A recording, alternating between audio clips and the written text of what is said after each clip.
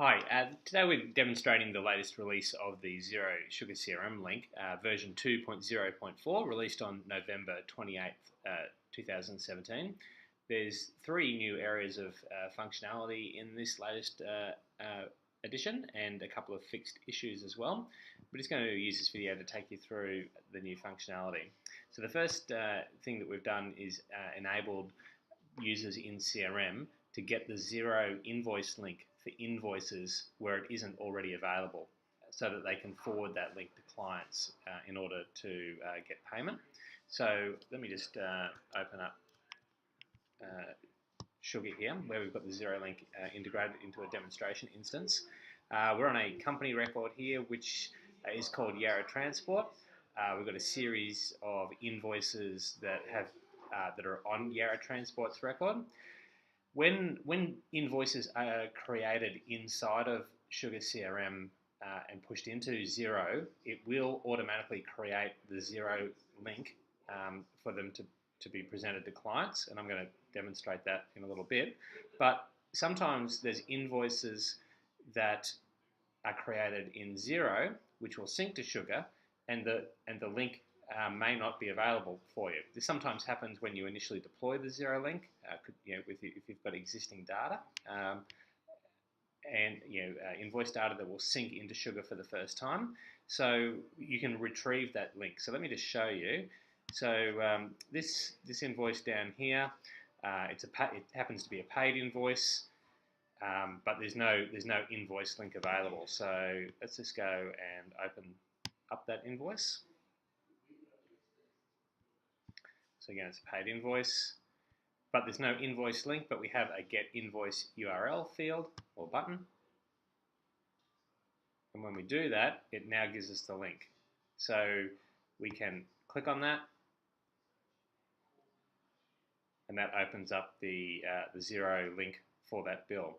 So the purpose for that would be if you had an invoice that was in the system that was authorized but not yet paid, and it was created in Xero, but a SugarCRM user like an account manager or a salesperson saw that, they could retrieve the link, get that link, and then send it in an email to the customer to be able to access and download the invoice or pay directly if you've got online payment. So that's that feature there. The next feature we've got is the ability to mark invoices as sent in Xero when an invoice is created in SugarCRM. So that Xero will then send the invoice reminders. So let me just demonstrate that. So I'm just going to go to the Xero Transport record here, back up here, and I'm going to create an invoice here in SugarCRM. So just set an expected payment date.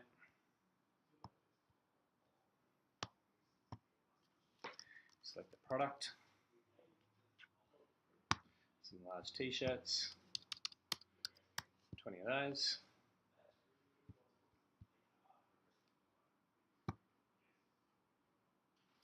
Now, previously, the link, okay, so we've only got 5, it's told us we've only got 5 t-shirts, large black t-shirts to sell, so it hasn't allowed me to create that, so that's okay. I'll just create that again. We've done a bit of work on the error messages to make sure they provide meaningful feedback. Obviously, we can't sell something that we don't have, so it's good that the system's reminded us of that. So I might just sell 4 of those.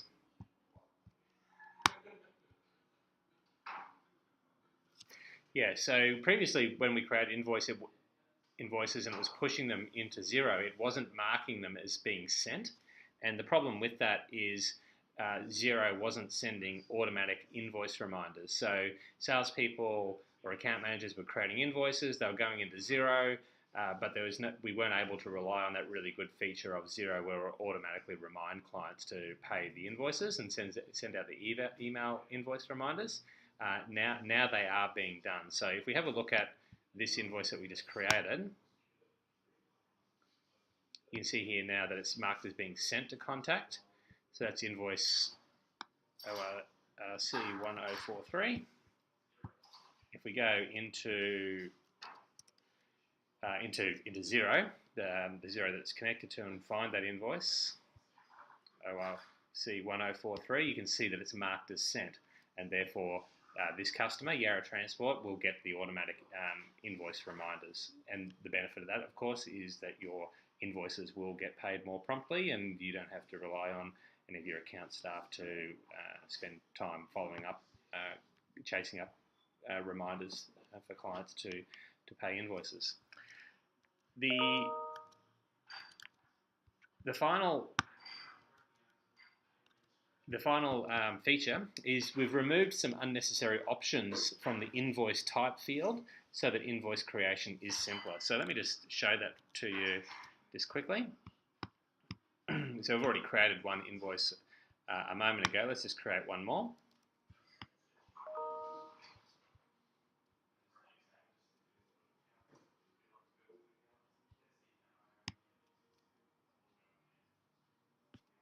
So previously, there was a drop-down list of quite a number of options that were available for invoice types, which really weren't necessary. So you had to select an option from this drop-down. So we've just simplified it. It's only a minor change, but it's just simplified. So the only types of invoices you can create are authorized. One of the features we expect to add in the future is to be able to create draft invoices in CRM. But at the moment, the only type of invoice you can create from CRM is a fully authorized invoice. So that's the three new areas of functionality.